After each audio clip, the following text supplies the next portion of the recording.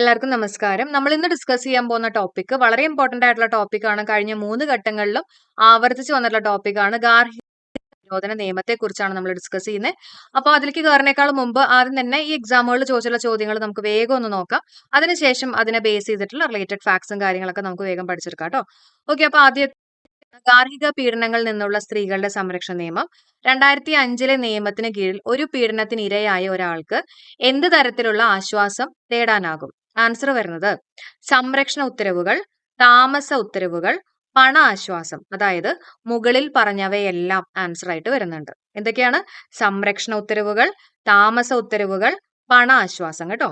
അപ്പൊ ആൻസർ വരുന്നത് option D ആണ്. മുകളിൽ പറഞ്ഞവയെല്ലാം ആണ് ആൻസർ ആയിട്ട് വരുന്നത്. ഓക്കെ, ഇനി അടുത്ത ചോദ്യം.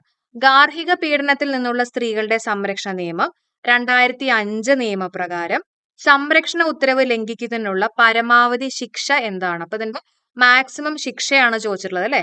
1 വർഷം വരെ തടവോ 20,000 വരെ പിഴയോ അല്ലെങ്കിൽ രണ്ടുമാണ് ആൻസർ ആയിട്ട് വരുന്നത്. ഓക്കെ, ഇനി മൂന്നാമത്തെ ചോദ്യം ഇതാണ്.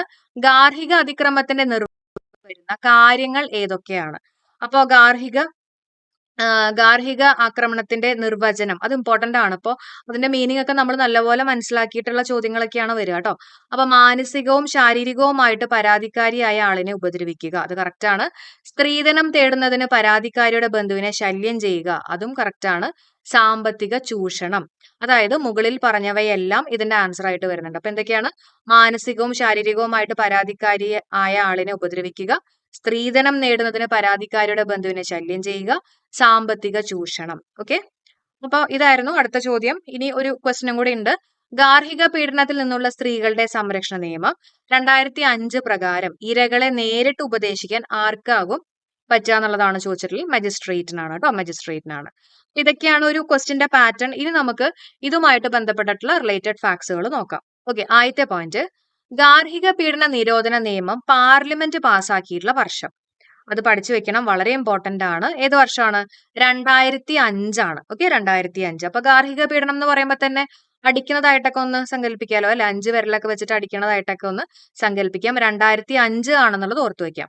ഇനി ഗാർഹിക പീഡന നിരോധന നിയമം നിലവിൽ വന്നിട്ടുള്ള വർഷം 2006 ഒക്ടോബർ 26. 2006 ഒക്ടോബർ 26 അല്ലെ, അടുത്ത വർഷമാണത് നിലവിൽ വന്നിട്ടുള്ളത് കേട്ടോ. 2005 പാർലമെന്റ് പാസ്സാക്കിയിട്ടുള്ളത്, പക്ഷെ നിലവിൽ വന്നിട്ടുള്ളത് തൊട്ടടുത്ത വർഷമാണ് 2006. ഇവിടെയും ഒരു 6 ഉണ്ട് അല്ലെ. ഒക്ടോബർ 26 ഈ ഒരു ഗാർഹിക പീഡന നിരോധന നിയമം നിലവിൽ വന്നിട്ടുള്ളത്. ഓക്കെ, ഇനി അതേപോലെ തന്നെ നമ്മൾ അറിഞ്ഞിരിക്കേണ്ടത് ആ ടൈമിലെ പ്രസിഡന്റ് ആരായിരുന്നു എന്നുള്ളതാണ് കേട്ടോ. ആരാണ്? APJ അബ്ദുൽ കലാം ആണ്. അതേസമയം പ്രൈം മിനിസ്റ്റർ ചോദിക്കുകയാണെങ്കിൽ മൻമോഹൻ സിംഗ് ആണ് കേട്ടോ. മൻമോഹൻ സിംഗ് ആണ്. ആ കാര്യം കൂടെ അറിഞ്ഞു വെച്ചേക്കുക. ഇനി കുടുംബത്തിലെ ഏതൊരു മുതിർന്ന അംഗത്തിൽ നിന്നും ഒരു സ്ത്രീക്ക് നേരെ അവരുടെ സുരക്ഷയ്ക്കും ജീവനും ഭീഷണി ഉണ്ടാകുന്നതിനെ തരത്തിലുള്ള കുറ്റകൃത്യങ്ങളാണ് ഇതിൽ പ്രതിപാദിക്കുന്നത്. ഇനി ഞാൻ പറഞ്ഞ ജസ്റ്റ് ഒന്ന് കേട്ടുപോയാൽ മതി. ഇതിന്റെ മീനിങ് ഒക്കെ ജസ്റ്റ് ഒന്ന് മനസ്സിലാക്കി പോവാം.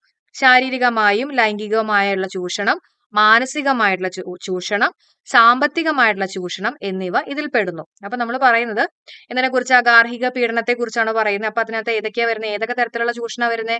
ശാരീരികമായും ലൈംഗികമായും മാനസികമായും സാമ്പത്തികമായിട്ടുള്ള ചൂഷണങ്ങളൊക്കെയാണ് ഇതിനകത്ത് വരുന്നത് അല്ലെ. നമുക്ക് ആലോചിച്ചാൽ തന്നെ കിട്ടും. ശാരീരികമായിട്ടും ലൈംഗികമായിട്ടും മാനസികമായിട്ടും സാമ്പത്തികമായിട്ടുള്ള ചൂഷണമാണ് ഇതിൽ പെടുന്നത്. ഇനി ഗാർഹിക പീഡന നിരോധന നിയമത്തിൽ കുട്ടിയായി പരിഗണിക്കുന്നത് 18 വയസ്സിന് താഴെയുള്ളവരെ അല്ലെ. നമ്മൾ പോക്സോ ആക്ടിൽ നമ്മൾ പറഞ്ഞിരുന്ന ഒരു കുട്ടി എന്ന് പറഞ്ഞാൽ 18 വയസ്സിന് താഴെയുള്ളവരെയാണ് നമ്മൾ പറയാം. ഈ നിയമപ്രകാരം സംസ്ഥാന സർക്കാർ ഓരോ ജില്ലയിലും സെക്ഷൻ 8(1) അനുസരിച്ച് പ്രൊട്ടക്ഷൻ ഓഫീസർമാരെ നിയമിക്കുന്നു. അപ്പൊ നമുക്ക് ഇതേപോലത്തെയുള്ള എന്തെങ്കിലും സിറ്റുവേഷൻസ് ഒക്കെ വരുമ്പോൾ നമുക്ക് ആരെ സമീപിക്കാം? പ്രൊട്ടക്ഷൻ ഓഫീസർമാരെ നിയമിക്കുന്നു അല്ലെ. അപ്പൊ പ്രൊട്ടക്ഷൻ ഓഫീസർമാരെ നമുക്ക് സമീപിക്കാം. പ്രൊട്ടക്ട് ചെയ്യുന്ന ആൾക്കാരെ അല്ലെ, പ്രൊട്ടക്ഷൻ ഓഫീസർമാരെ നമുക്ക് സമീപിക്കാം. ഇനി ഗാർഹിക പീഡന നിരോധന നിയമത്തിന്റെ പ്രധാന ഗുണഭോക്താക്കൾ അത് വളരെ ഇമ്പോർട്ടന്റ് ആണ്. ആരൊക്കെയാണ് ഇതിന്റെ പ്രധാന ഗുണഭോക്താക്കൾ? സ്ത്രീകളും കുട്ടികളും കേട്ടോ. ഇനി ഈ നിയമം അനുസരിച്ച് കോടതിയിൽ അപ്പീൽ നൽകാനുള്ള സമയപരിധി വളരെ ഇമ്പോർട്ടന്റ് ആണ്. 30 ദിവസത്തിനകം ഇത് സമർപ്പിക്കണം. അപ്പൊ ഈ നിയമം അനുസരിച്ചിട്ട് കോടതിയിൽ അപ്പീൽ നൽകാനുള്ള സമയപരിധി ചോദിക്കുകയാണെങ്കിൽ എത്ര ദിവസമാണ്? 30 ദിവസം. ഓക്കെ, 30 ദിവസം. ഇനി നമ്മൾ നേരത്തെ ക്വസ്റ്റ്യനിൽ കണ്ടില്ലേ, ഇതിന്റെ നിർവചനത്തെ കുറിച്ച് പറഞ്ഞു അല്ലെ. അപ്പൊ നമുക്ക് ഇതിന്റെ നിർവചനത്തെ കുറിച്ച് നോക്കാം. അപ്പൊ അതിനകത്ത് വകുപ്പ് 2A വകുപ്പുകളായിട്ടാണ് കേട്ടോ നമ്മൾ ഇതിന്റെ നിർവചനം പറയുന്നത്. വകുപ്പ് 2A പറയുന്ന പരാതിക്കാരിയെ കുറിച്ചാണ്. എതിർകക്ഷിയുമായിട്ട് ഗാർഹിക ബന്ധമുള്ളതോ, അതായത് ഒരേ വീട്ടിൽ താമസിക്കുന്നതോ അല്ലെങ്കിൽ എതിർകക്ഷിയുമായിട്ട് ഗാർഹിക ബന്ധമുള്ളതോ ഉണ്ടായിരുന്നതോ ആയിട്ടുള്ള എതിർകക്ഷിയാൽ ഏതെങ്കിലും തരത്തിലുള്ള ഗാർഹിക അതിക്രമത്തിന് ഇരയായിട്ടുള്ളതുമായിട്ടുള്ള ഒരു സ്ത്രീയെയാണ് ഇതിനകത്ത് പരാതിക്കാരിയായിട്ട് പറയുന്നത്. മനസ്സിലായോ? അതായത് എതിർകക്ഷിയുമായിട്ട് ഒരുമിച്ച് താമസിച്ചിട്ടുള്ള ഒരു സ്ത്രീയോ അല്ലെങ്കിൽ മുമ്പ് ഒരുമിച്ച് താമസിച്ചിട്ടുണ്ടായിരുന്ന ഒരു സ്ത്രീയെ കുറിച്ചാണ് ഇവിടെ പരാതിക്കാരിയായിട്ട് പറഞ്ഞിട്ടുള്ളത് കേട്ടോ. ഇനി വകുപ്പ് 2F എന്താണ് പറയണെന്നുള്ളത് നോക്കാം. ഇപ്പൊ നമ്മൾ പറഞ്ഞത് 2A ആണ്. ഇനി വകുപ്പ് 2F. ഈ 2F പറയുന്നത് ഗാർഹിക ബന്ധത്തെ കുറിച്ചാണ്. ഗാർഹിക ബന്ധം. അപ്പൊ നമുക്ക് ഈ ഗാർഹിക ബന്ധം എന്ന് പറയുമ്പോൾ തന്നെ നമുക്കറിയാം അല്ലെ, ഫാമിലിയുമായിട്ട് കണക്ട് ചെയ്യാം. അപ്പൊ 2F ആണ് ഫാമിലി ബന്ധം അല്ലെ, ഗാർഹിക ബന്ധത്തെ കുറിച്ച് പറയുന്നത്. ഇനി അതിലെന്താ പറയുന്നേ? ഒരു വീട്ടിൽ ഒരുമിച്ച് ഏതെങ്കിലും ഘട്ടത്തിൽ താമസിച്ചിട്ടുള്ള ആൾക്കാരായിരിക്കാം, അല്ലെങ്കിൽ രക്തബന്ധം വഴിയോ വിവാഹത്തെ തുടർന്നോ വിവാഹം പോലെയുള്ള ബന്ധത്തെ തുടർന്നോ ലിവിങ് ടുഗദർ ഒക്കെ കേട്ടോ, പിന്നെ ദത്തെടുത്തതിനെ തുടർന്നോ കൂട്ടുകുടുംബങ്ങളായിട്ടൊക്കെ ജീവിച്ചിട്ടുള്ള രണ്ട് വ്യക്തികൾ തമ്മിലുള്ള ബന്ധം. ഇതൊക്കെയാണ് ഗാർഹിക ബന്ധത്തിന്റെ ഒരു ഡെഫിനിഷൻ പോലെ പറഞ്ഞിട്ടുള്ളത്. ആരൊക്കെയാണ് വരുന്നത്? ഒരുമിച്ച് താമസിച്ചിട്ടുള്ള ആൾക്കാര്, അല്ലെങ്കിൽ രക്തബന്ധം വഴി ഉള്ള ആൾക്കാര്, പിന്നെ ലിവിങ് ടുഗദർ വഴി വന്നിട്ടുള്ളത്, ദത്തെടുത്തതിനെ തുടർന്ന് വന്നിട്ടുള്ളത്, പിന്നെ ജോയിന്റ് ഫാമിലി പണ്ട് കാലത്തൊക്കെ ഉണ്ടായിരുന്ന നമ്മുടെ കൂട്ടുകുടുംബങ്ങളും അതുമായിട്ട് ബന്ധപ്പെട്ടിട്ടുള്ള കേസുകളൊക്കെയാണ് ഈ പറഞ്ഞിട്ടുള്ള ഗാർഹിക ബന്ധത്തിന്റെ കീഴിൽ വരുന്നത്. ഓക്കെ ഓക്കെ ഇനി അടുത്ത് നമ്മൾ നോക്കാൻ പോകുന്നത് വകുപ്പ് 2Q ആണ്. വകുപ്പ് 2Qൽ എന്താണ് പറയുന്നത് നോക്കാം. എതിർകക്ഷിയെ കുറിച്ചാണ് പറയുന്നത്. അപ്പൊ ആരെവിടെ എതിർകക്ഷി എന്ന് പറഞ്ഞാല് ഭർത്താവ് അല്ലെങ്കിൽ ഭർത്താവിന്റെ ബന്ധുവിനെതിരെയും ഈ പറഞ്ഞ പോലെ പരാതി നൽകാം എന്നുള്ളതാണ് ഇതിൽ പറയുന്നത്. ഓക്കെ, വകുപ്പ് 2Q. അപ്പൊ ക്യൂവിൽ കുറച്ച് ആൾക്കാരൊക്കെ നിൽക്കണമെന്ന് ഓർക്കാം. ആരൊക്കെയാ? ഭർത്താവ് അല്ലെങ്കിൽ ഭർത്താവിന്റെ ബന്ധുക്കള്, ഇവർക്കെതിരെയൊക്കെ പരാതി നൽകാം എന്നുള്ളതാണ് വകുപ്പ് 2Qൽ പറയുന്നത്. ഇനി വകുപ്പ് 2S എന്താ പറയുന്നത്? പങ്കുവാർത്ത വീടിനെ കുറിച്ചാണ്. ഓക്കെ, പങ്കു പാർത്തിട്ടുള്ള വീടിനെ കുറിച്ചാണ് ഇവിടെ പറഞ്ഞിട്ടുള്ളത് കേട്ടോ. പരാതിക്കാരി ഒറ്റയ്ക്കോ എതിർകക്ഷിയോടൊപ്പമോ ഗാർഹിക ബന്ധപ്രകാരം ജീവിക്കുന്നതോ എന്നെങ്കിലും ജീവിച്ചതോ ആയിട്ടുള്ള വീട്, ആ ഒരു വീടിനെ കുറിച്ചാണ് വകുപ്പ് 2S പറയുന്നത്. അപ്പൊ ആ വീട്ടിൽ താമസിച്ചിട്ടുണ്ടോ എന്ന് ചോദിക്കുകയാണെങ്കിൽ യെസ് എന്ന് പറയും അല്ലെ, അങ്ങനെ ഓർത്തു വയ്ക്കാം. അപ്പൊ വകുപ്പ് 2S പറയുന്നത് എന്താ? പങ്കുവാർത്ത വീടിനെ കുറിച്ചാണ്. ഓക്കെ, അവർ ഒരുമിച്ച് താമസിച്ചിട്ടുള്ള വീടിനെ കുറിച്ചാണ്. വകുപ്പ് 2Q എന്താ പറയുന്നത്? ഭർത്താവിനെതിരെയായിട്ട് കേസ് കൊടുക്കാം, അല്ലെങ്കിൽ ഭർത്താവിന്റെ ബന്ധുവിനെതിരെയായിട്ടും പരാതി നൽകാം അല്ലെ. പിന്നെ വകുപ്പ് 2Fൽ എന്താ പറയുന്നത്? F എന്ന് പറയുമ്പോൾ ഗാർഹിക ബന്ധം ഫാമിലി ആയിട്ട് കണക്ട് ചെയ്യാം. പിന്നെ 2A എന്ന് പറയുന്ന പരാതിക്കാരി. ഓക്കെ, അപ്പൊ ഇത്രയും ഓക്കെ അല്ലേ? ഇതൊക്കെയാണ് ഇതിന്റെ നിർവചനത്തെ കുറിച്ച് പറഞ്ഞിട്ടുള്ളത് കേട്ടോ.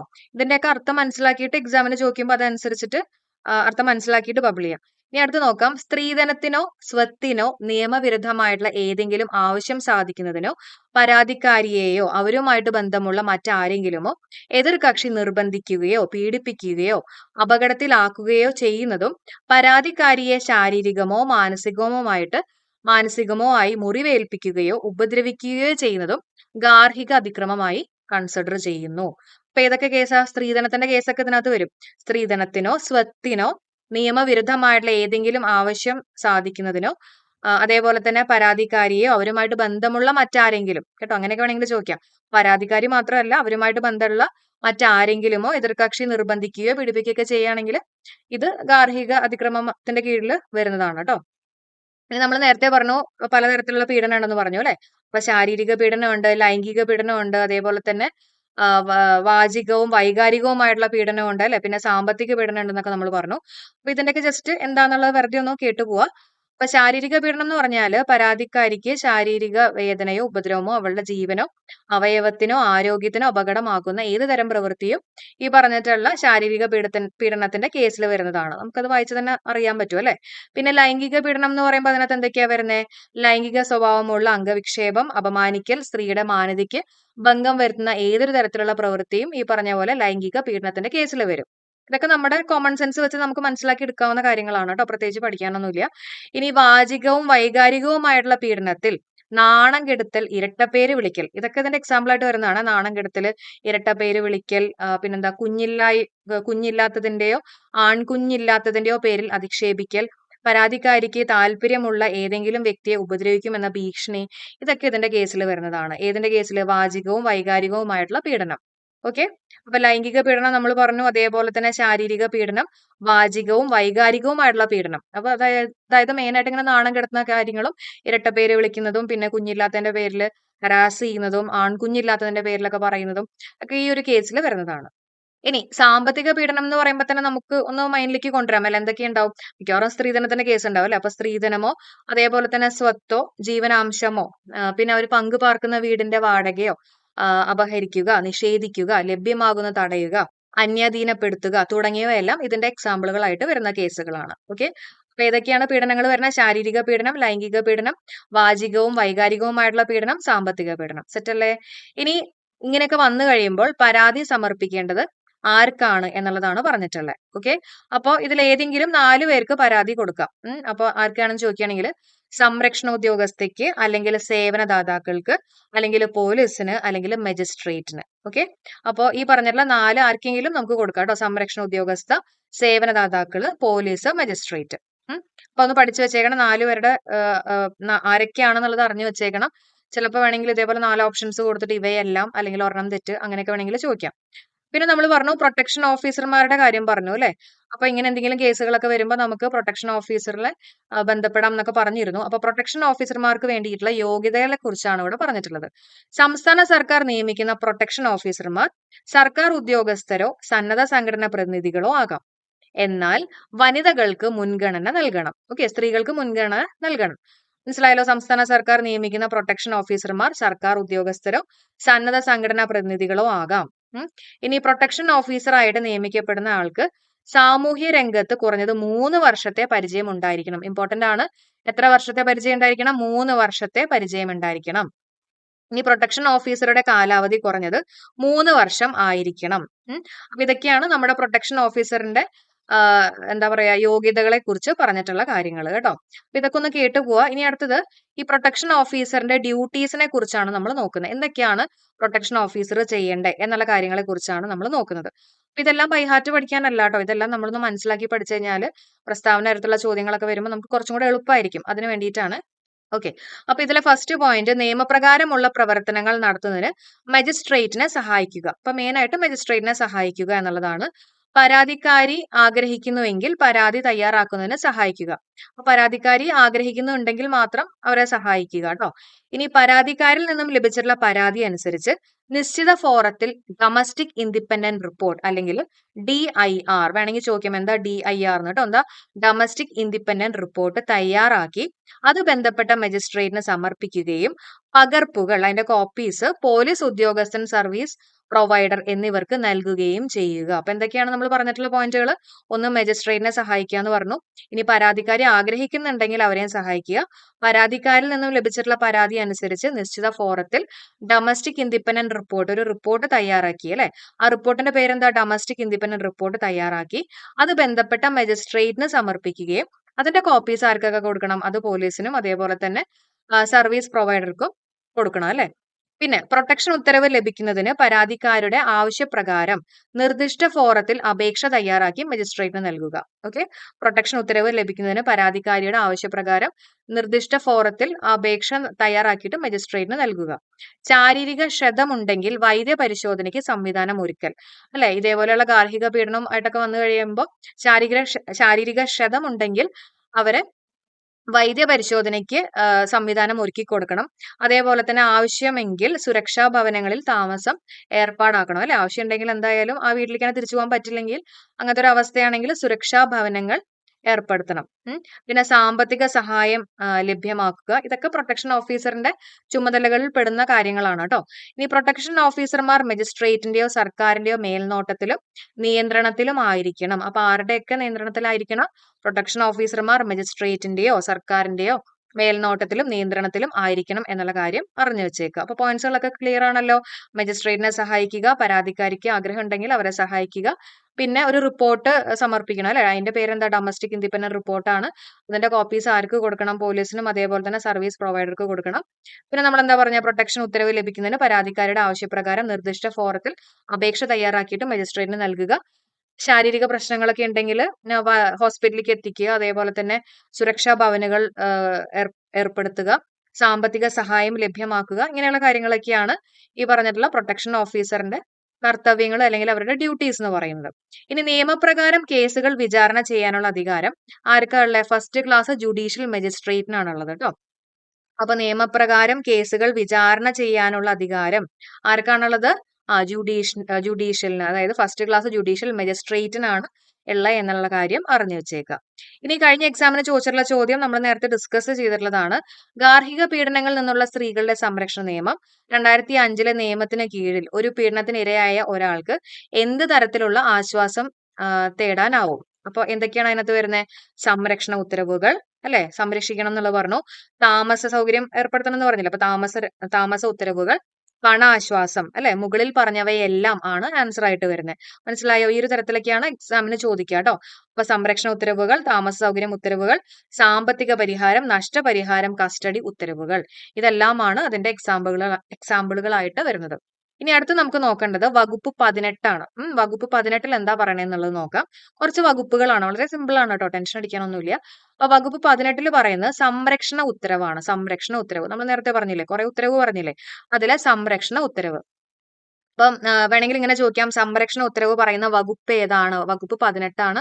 സംരക്ഷണം എന്ന് പറയുമ്പോൾ നമുക്ക് എസ് പോലെ ഓർക്കാം, അല്ലെ? സംരക്ഷണം ഇംഗ്ലീഷിൽ എഴുതുമ്പോൾ അപ്പൊ എസ് പോലെ അതൊന്ന് ജോയിൻ ചെയ്ത് കഴിയുമ്പോൾ 8 ആയിട്ട് കിട്ടില്ലേ? അപ്പൊ സംരക്ഷണ ഉത്തരവ് പറയുന്ന വകുപ്പ് 18 ഇതിൽ എന്താ പറയണെന്നുള്ളത് നോക്കാം.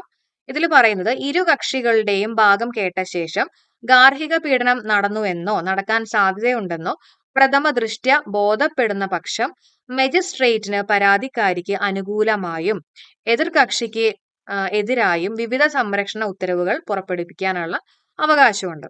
അതേപോലെ തന്നെ അതിക്രമം തടഞ്ഞുകൊണ്ടുള്ള ഉത്തരവുകൾ എന്നും ഇതിനെ വിളിക്കാറുണ്ട്. അപ്പൊ ഇത് ജസ്റ്റ് ഒന്ന് അറിഞ്ഞു വെച്ചേക്കാം, കേട്ടുപോയാൽ മതി. അപ്പൊ വകുപ്പ് 18 പറയണ മെയിൻ ആയിട്ട് സംരക്ഷണത്തെ കുറിച്ചാണ്, അല്ലെ? സംരക്ഷണ ഉത്തരവിനെ കുറിച്ചാണ് പറഞ്ഞിട്ടുള്ളത്. ഓക്കെ, പിന്നെ പറഞ്ഞിട്ടുള്ളത്, അതിനകത്ത് തന്നെ പറഞ്ഞിട്ടുള്ള വേറൊരു പോയിന്റ് ആണ്, ഗാർഹിക പീഡനത്തിന് ഇരയായവരുടെ ജോലി സ്ഥലത്ത് പ്രവേശിച്ചോ വിദ്യാലയത്തിൽ ചെന്നോ അല്ലെങ്കിൽ ജോലി സ്ഥലത്ത് പ്രവേശിച്ചോ ഇത്തരത്തിൽ പീഡനങ്ങൾ ആവർത്തിക്കുകയോ ഒക്കെ ഉണ്ടെങ്കിൽ അവർക്ക് വിലക്കാം. അതേപോലെ തന്നെ ഇരയായവരായിട്ട് നേരിട്ടോ തപാൽ ഫോൺ മുതലായ മാധ്യമങ്ങൾ വഴിയോ ആശയവിനിമയം നടത്തുകയോ അങ്ങനെ ഉണ്ടെങ്കിലും വിലക്കാം. അതായത് ഇവരെ ഒരു തരത്തിലും ഡിസ്റ്റർബ് ചെയ്യാൻ പാടില്ല. അവരുടെ ഫുൾ സംരക്ഷണത്തെ കുറിച്ചാണ് പറഞ്ഞിട്ടുള്ളത്. വകുപ്പ് 18 സംരക്ഷണമാണല്ലോ. അപ്പം ജോലി സ്ഥലത്ത് പ്രവേശിച്ചോ വിദ്യാലയത്തിൽ ചെന്നോ ഒന്നും ഇവരെ എന്താ പറയാ, ഇവരെ ഉപദ്രവിക്കാൻ പാടില്ല. അതേപോലെ തന്നെ ഫോൺ വഴിയോ ഇവരെ ശല്യപ്പെടുത്താൻ പാടില്ല എന്നുള്ള കാര്യങ്ങളൊക്കെയാണ് പറഞ്ഞിട്ടുള്ളത്. ഗാർഹിക അതിക്രമങ്ങൾക്കിരയായവരെ സഹായിക്കുകയോ അഭയം നൽകുകയോ ചെയ്യുന്ന ബന്ധുക്കളെയോ മറ്റുള്ളവരെയോ പീഡിപ്പിക്കുന്നതിൽ നിന്നും എതിർ കക്ഷികളെ ഒന്നല്ലെങ്കിൽ ഡയറക്റ്റ് ആയിട്ട് ഇവരെ ഉപദ്രവിക്കുക, അല്ലെങ്കിൽ ഇവരെ സഹായിക്കുന്ന ആൾക്കാരെ ആക്രമിക്കുക, അതൊക്കെ വരുമ്പോഴും ഈ പറഞ്ഞ പോലെ കോടതിക്ക് ഇവരെ വിലക്കാം കേട്ടോ. ആ കാര്യങ്ങളൊക്കെയാണ് സെക്ഷൻ 18 പറയുന്നത്. സംരക്ഷണ ഉത്തരവിനെ കുറിച്ചാണ് പറഞ്ഞിട്ടുള്ളത്. ഇനി സെക്ഷൻ 19 ആണ്, വകുപ്പ് 19, താമസ സൗകര്യ ഉത്തരവ്.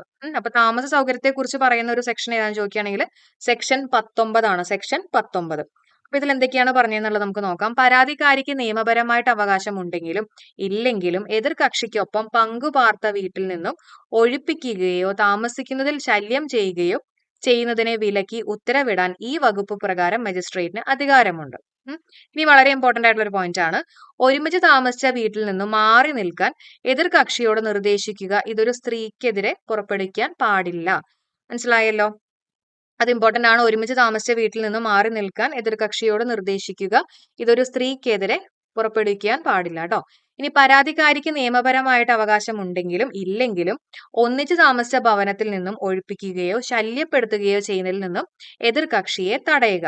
ഓക്കെ, പിന്നെ പറഞ്ഞിട്ടുള്ള അടുത്ത പോയിന്റ് എന്താ, ഒന്നിച്ച് താമസിച്ച വീട്ടിലേക്ക് പ്രവേശിക്കുന്നതിൽ നിന്നും ഇപ്പൊ എതിർകക്ഷിയുടെ ബന്ധുക്കളോ അല്ലെങ്കിൽ അവരെയൊക്കെ തടയുകയോ പങ്കുവാർത്ത വീട് വിൽക്കുന്നതിനോ കൈമാറ്റം ചെയ്യുന്നതിനോ മറ്റേതെങ്കിലും വിധത്തിൽ അന്യാധീനപ്പെടുത്തുന്നതിനോ എതിർകക്ഷി ശ്രമിക്കുന്നതിനെ വിലക്കാനും കഴിയും എന്നുള്ള കാര്യമാണ് അടുത്ത പോയിന്റിൽ പറഞ്ഞിട്ടുള്ളത്. ഇനി പങ്കുവാർത്ത വീട്ടിൽ താമസിപ്പിക്കൽ അസാധ്യമെങ്കിൽ അതേ നിലവാരത്തിലുള്ള മറ്റു താമസ സൗകര്യം ഏർപ്പെടുത്തി കൊടുക്കുന്നതിനോ അതിനായുള്ള വാടക വീട് റെഡിയാക്കി കൊടുക്കുന്ന കാര്യങ്ങളും ചെയ്യണം എന്നുള്ളതാണ്. ആ വീട്ടിൽ തന്നെ താമസിപ്പിക്കാൻ പറ്റില്ലെങ്കിൽ അതേ നിലവാരത്തിലുള്ള ഒരു വീട്, ഒരു റെന്റ് ഹൗസ് എടുത്തിട്ട് അവരെ താമസിപ്പിക്കണം എന്നുള്ള കാര്യമാണ് ഇവിടെ പറഞ്ഞിട്ടുള്ളത്. ഓക്കെ ഓക്കെ അപ്പൊ ഇത്രയും പോയിന്റുകളാണ്. എന്തൊക്കെയാണ് നമ്മൾ പറഞ്ഞത്? 19 പറയുന്നത് താമസ സൗകര്യ ഉത്തരവിനെ കുറിച്ചാണ്. അപ്പൊ നമ്മൾ പറഞ്ഞു വകുപ്പ് 18 കുറിച്ച് നമ്മൾ പറഞ്ഞു, അല്ലെ? വകുപ്പ് 18 കുറിച്ച് പറഞ്ഞു എന്തായിരുന്നു? സംരക്ഷണ ഉത്തരവാണ്. ഇനി വകുപ്പ് 19 പറയുന്നത് താമസ സൗകര്യ ഉത്തരവിനെ കുറിച്ചാണ്. ഓക്കെ. ഇനി അടുത്ത പോയിന്റ് നമുക്ക് നോക്കാം. നമ്മുടെ എക്സാമിന് ചോദിച്ചിട്ടുള്ള ഒരു പോയിന്റ് തന്നെയായിരുന്നു, ഒരു ക്വസ്റ്റ്യൻ തന്നെയായിരുന്നു. 1 വർഷം വരെ തടവ് ശിക്ഷയോ 20,000 രൂപ വരെയുള്ള പിഴയോ അല്ലെങ്കിൽ അത് രണ്ടും കൂടിയോ ശിക്ഷ നൽകുവാൻ കോടതിക്ക് അധികാരമുണ്ട്. അപ്പൊ ഇതൊക്കെ വയലേറ്റ് ചെയ്യുകയാണെങ്കിൽ അതിന്റെ ശിക്ഷ എന്താ വരുന്നത്? 1 വർഷം വരെ തടവ് ശിക്ഷയോ 20,000 രൂപ വരെയുള്ള പിഴയോ അല്ലെങ്കിൽ അത് രണ്ടും കൂടിയോ ശിക്ഷ നൽകുവാൻ കോടതിക്ക് അധികാരമുണ്ട്. ഓക്കെ അല്ലേ? അപ്പൊ ഇതൊക്കെയാണ് നമ്മുടെ ഗാർഹിക പീഡനവുമായിട്ട് അല്ലെങ്കിൽ ഗാർഹിക പീഡന നിരോധനവുമായിട്ട് ബന്ധപ്പെട്ടിട്ടുള്ള വളരെ ഇമ്പോർട്ടന്റ് ആയിട്ടുള്ള പോയിന്റ്സുകളാണ്. ഞാൻ ഒരുപാട് വലിച്ചു വാരിയൊന്നും പറഞ്ഞിട്ടില്ല. ഏറ്റവും ഇമ്പോർട്ടന്റ് ആയിട്ടുള്ള പോയിന്റുകളാണ് നമ്മൾ ഇവിടെ കവർ ചെയ്തിട്ടുള്ളത്. അപ്പോൾ ഇതിന്റെ നിർവചനം നോക്കുക. പിന്നെ പ്രൊട്ടക്ഷൻ ഓഫീസറുടെ യോഗ്യതകൾ എന്തൊക്കെയാണെന്നുള്ളത് നോക്കാം. ആർക്കൊക്കെയാണ് നമുക്കിത് ഇതൊക്കെ വന്നു കഴിഞ്ഞാൽ നമുക്ക് ആരെയൊക്കെ സമീപിക്കാം എന്നുള്ള കാര്യം നോക്കുക. അല്ലെ, അതേപോലെ തന്നെ മജിസ്ട്രേറ്റിന്റെ ഇമ്പോർട്ടന്റ് ആയിട്ടുള്ള പോയിന്റുകളൊന്ന് ഓടിച്ചു നോക്കുക. ഓക്കെ. അപ്പൊ ഇങ്ങനെയുള്ള കാര്യങ്ങളൊക്കെ നോക്കുക. പിന്നെ നമ്മൾ പറഞ്ഞുള്ള 2 സെക്ഷന്റെ കാര്യം പറഞ്ഞു. സെക്ഷൻ 18ഉം അതേപോലെ തന്നെ വകുപ്പ് 19 നമ്മൾ പറഞ്ഞു അല്ലെ. ഓക്കെ. അപ്പൊ ഇത്രയും കാര്യങ്ങളാണ് നമുക്ക് ഇന്നത്തെ ഈ ഒരു വീഡിയോയിൽ ഡിസ്കസ് ചെയ്യാനുള്ളത്. അപ്പൊ നിങ്ങൾ പറഞ്ഞുകൊണ്ട് മാത്രമാണ് ഞാൻ ഈ പറഞ്ഞിട്ടുള്ള ടോപ്പിക്കുകളെല്ലാം കവർ ചെയ്യുന്നത് കേട്ടോ. അപ്പൊ എല്ലാവർക്കും യൂസ്ഫുൾ ആയിട്ടുണ്ടെങ്കിൽ തീർച്ചയായിട്ടും എല്ലാവരും ഒന്ന് കമന്റ് ചെയ്യാൻ മറക്കല്ല. അത്യാവശ്യം ടൈം കൺസ്യൂമിംഗ് ആയിട്ടുള്ള ഒരു പരിപാടി തന്നെയാണ് ഇതിന്റെ നോട്ട് ഉണ്ടാക്കലും അതേപോലെ തന്നെ പ്രിപ്പയർ ചെയ്യുന്നതും ഒക്കെ. അപ്പോൾ തീർച്ചയായിട്ടും ഒന്ന് കമന്റ് ചെയ്യുക. അതേപോലെ തന്നെ നിങ്ങളുടെ ഫ്രണ്ട്സിനൊക്കെ മാക്സിമം ഷെയർ ചെയ്യുക. നമ്മുടെ ചാനൽ സബ്സ്ക്രൈബ് ചെയ്യാതെ കാണുന്ന ആരെങ്കിലും ഉണ്ടെങ്കിൽ നമ്മുടെ ചാനലും കൂടെ സബ്സ്ക്രൈബ് ചെയ്യേണ്ട കാര്യം പരിഗണിക്കുക കേട്ടോ. അപ്പൊ എല്ലാവർക്കും ബൈ. Thank you all.